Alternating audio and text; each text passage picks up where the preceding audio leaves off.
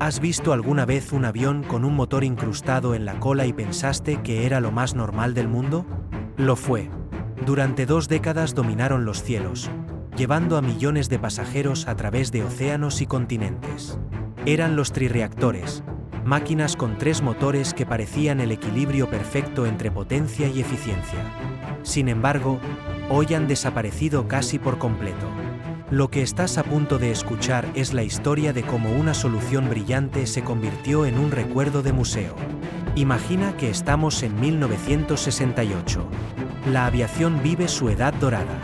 Cada año hay más pasajeros, más rutas, más ambiciones.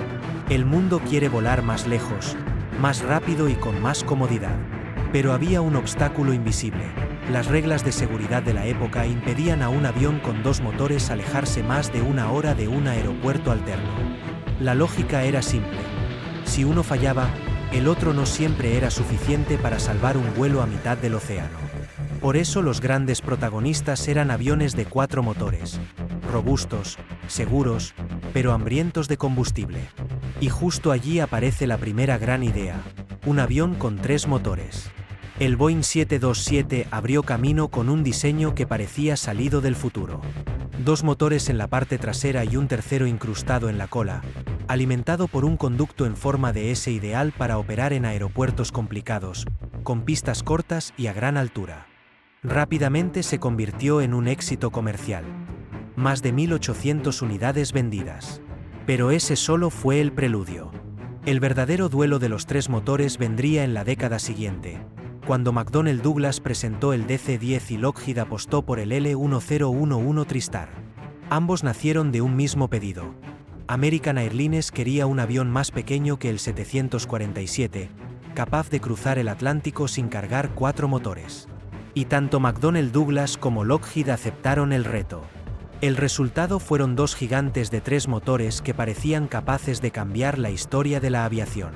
El TriStar ofrecía aviónica avanzada, sistemas automáticos de aterrizaje y un nivel de confort que le valió el apodo de el Rolls-Royce de los cielos.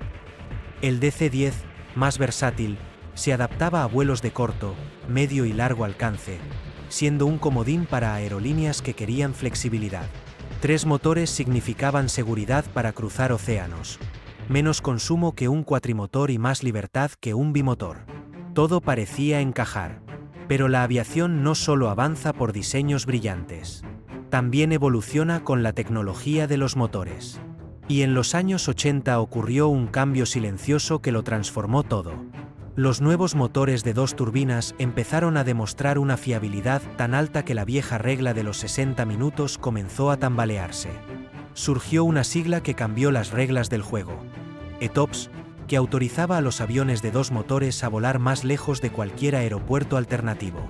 Primero 120 minutos, luego 180, después 240 y hasta 370. De pronto, lo que hacía único al trirreactor dejó de ser una ventaja. ¿Para qué mantener 3 motores si 2 eran suficientes? Más baratos de operar y menos complicados de reparar. Aquí abrimos un primer bucle. El tercer motor, símbolo de potencia, se convertiría poco a poco en una carga. Y un segundo. El prestigio de estas aeronaves sería puesto a prueba por la dura realidad de los accidentes y los costos. El mantenimiento fue uno de los grandes problemas. Ese motor trasero, tan elegante en fotos promocionales, era un quebradero de cabeza para los técnicos. En el L-1011, el aire debía pasar por un conducto curvado y pesado que encarecía las reparaciones. En el DC-10, la entrada directa simplificaba el diseño, pero añadía inestabilidad aerodinámica. Y cuando llegaba el momento de sustituir una turbina, todo era un dolor logístico. Había que trabajar a 10 metros de altura, con grúas especiales, durante días. Mientras tanto, en un bimotor los mecánicos podían cambiar un motor en cuestión de horas. La fragilidad de este equilibrio se hizo dolorosamente visible en 1979, cuando un DC-10 de American Airlines se estrelló en Chicago tras desprenderse un motor en pleno despegue. No fue un fallo de diseño directo, pero la tragedia, que costó 273 vidas, encendió todas las alarmas. A partir de ese momento, El prestigio del DC-10 quedó marcado y la confianza pública en los trirreactores nunca volvió a ser la misma. Mientras tanto, Boeing desarrollaba el 767 y Airbus introducía el A310. Ambos eran bimotores que, gracias a ETOPS, podían cruzar océanos de forma segura. Menos motores, menos combustible, menos mantenimiento. Los números eran implacables. El tercer motor dejó de ser una necesidad y se convirtió en un lujo innecesario. Y para entender la magnitud del salto tecnológico basta un dato. Un motor actual, como el G9X, puede generar más empuje por sí solo que los 3 motores juntos de un DC-10. Ese poder hizo que los gigantes de 3 turbinas quedaran obsoletos de un plumazo. Lockheed no logró salvar al L-1011, que apenas alcanzó 250 unidades producidas. McDonnell Douglas intentó una segunda vida con el MD-11, una versión modernizada del DC-10, con más alcance y mejores sistemas. Pero llegó tarde. ETOPS ya era la norma, y las aerolíneas preferían el flamante Boeing 777. El mercado decidió con frialdad. En los años 90, la presión por reducir costos acabó de sentenciar a los trirreactores. Aerolíneas que durante años los habían defendido, como Singapore Airlines, British Airways o American, comenzaron a retirarlos.